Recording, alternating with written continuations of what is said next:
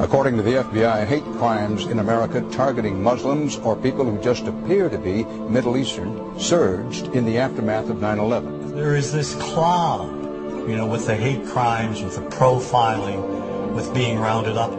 Again, I think this illustrates the power of film, that in spite of the reality, in spite of the material that we know to be true, we still embrace the mythology. The mythology is still a part of our psyches. Stereotypes take a long time to wither away.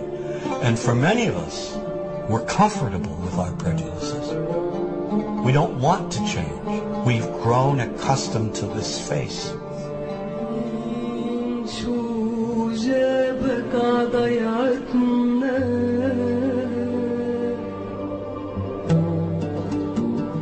When we think of Arabs, what do we see? What images come to mind?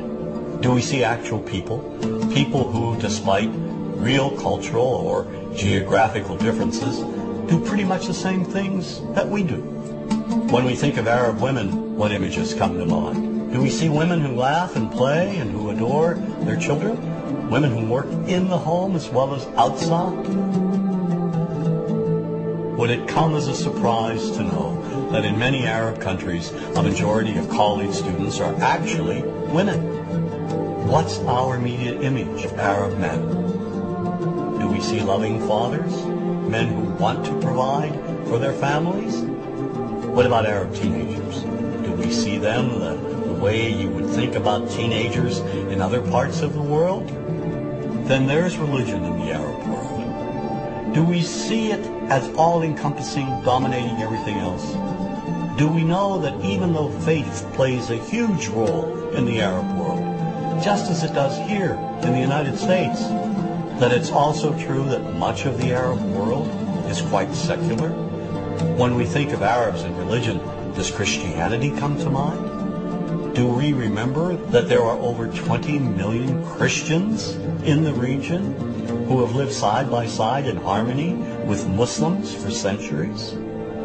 To their credit, some filmmakers have shown Arabs and American Arabs in all their complexities. An excellent way to shatter a stereotype is through laughter, through comedy. So we have comedians. Comedians have done this historically. Black comedians, Jewish comedians. So we see Arab comedians doing this, and this is one way to release the tension. Here's my credit card. True story. Guy behind the counter picked up my credit card, sees the Olive card, looks at me all weird. He's like, "Hey, buddy, what kind of name is that?"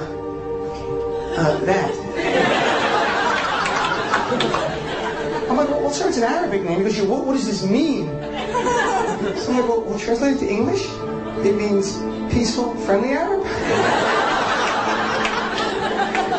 But he's not happy. He goes, "Yeah, what Arab country is your family from?" So I tried the most peaceful, popular one that he would like. So I'm like, "We're from the same Arab country that Aladdin is from."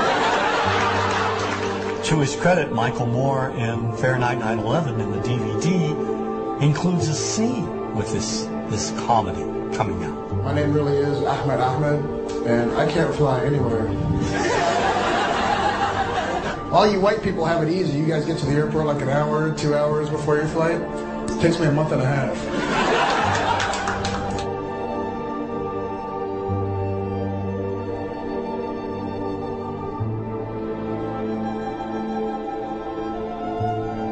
Nous vivons dans un monde qu'on peut critiquer, qui est le monde de la dérision.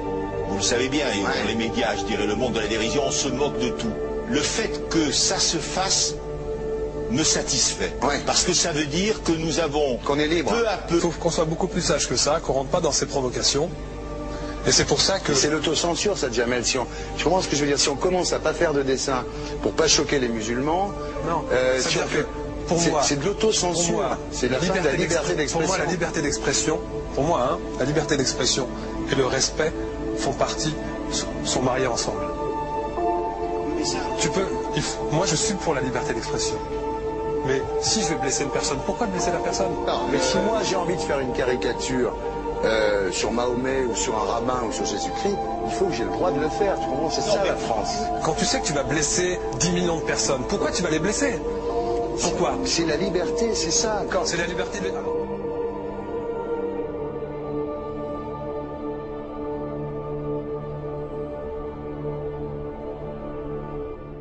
Oui. Vous ne pensez pas que c'était à vous de vous excuser, non? En disant le sketch n'était pas très drôle, je suis désolé si j'ai blessé des gens, voilà, excusez-moi, voilà, c'est une connerie, c'est mon travail. Mais vous ne referiez pas le même sketch quand même? Mais le spectacle que je fais reprend en grande partie les lignes de ce sketch. Mais il y a un truc que je ne comprends pas sur cette affaire, c'est qu'à aucun moment vous avez senti le besoin de vous excuser et que vous en avez rajouté. C'est tellement surprenant, c'est tellement inadmissible que j'en suis choqué. Voilà. Dans un pays où on peut parler, on peut s'exprimer. Et là, pourquoi tout d'un coup, sur un sujet, on ne pourrait pas s'exprimer sur vous savez bien pourquoi on ne peut pas s'exprimer. Pourquoi? Parce que dans ce pays, on a envoyé pendant la guerre des juifs dans des chambres à gaz et que ça crée un petit problème quand même. Vous voyez ce que je veux dire? Dans ce pays, on a envoyé pendant 400 ans des centaines de millions de Noirs. Il y a eu 400 ans d'esclavage. Et pourtant, ça n'a pas empêché Michel Leb de faire un sketch qui m'a fait marrer. Où il faisait un noir, et à la fin, il faisait un singe. Et en parlant des narines, en parlant des lunettes. En tout cas, lui, il n'a pas été interdit d'exercer son travail. Il a même eu la Légion d'honneur. Quelqu'un qui a toute sa famille qui a été exterminée dans un camp de concentration et qui voit quelqu'un à la télé qui dit Israël. Vous vous rendez compte? Je ne sais pas. Mais on peut pas. Il y a des moments où même si on connaît les gens, même si on les a invités, on leur... Et c'est pour ça que... C'est l'autocensure, ça, Jamel. Tu comprends ce que je veux dire? Si on commence à pas faire de dessin pour pas choquer les musulmans... Non, c'est-à-dire que... C'est de l'autocensure. C'est la fin de la liberté d'expression. Pour moi, la liberté. Et là, pourquoi tout d'un coup, sur un sujet, on ne pourrait pas s'exprimer sur ce sujet? Vous savez bien pourquoi on ne peut pas s'exprimer. Pourquoi? Parce que dans ce pays, on a envoyé pendant la guerre des juifs dans des chambres à gaz et que... Deux poids, deux mesures. La liberté pour tout le monde. C'est-à-dire? La liberté pour tout le monde. Il y a une personne comme Dieudonné qui a fait un rabbin, enfin qui a fait un colon juif, etc. Tous ces DVD ne sont plus dans les pactes. On l'empêche de venir, on l'empêche médiatiquement, on ne le voit plus. Alors que lui, c'est un comique. Plusieurs lois qui ont été faites contre l'antisémitisme. Et moi, je fais un appel aujourd'hui de faire une loi contre l'islamophobie.